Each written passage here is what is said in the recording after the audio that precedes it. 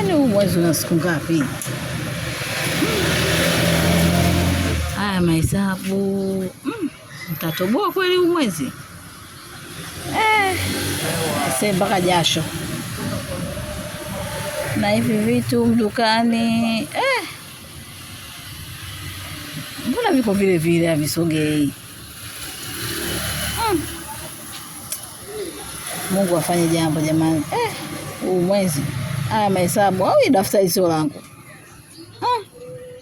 Nisielewi kabisa jamani. Mungu tu atende muujiza wake jamani, biashara iende vizuri. Na siku nyingi zimebaki. Kwa leo tarehe ngapi?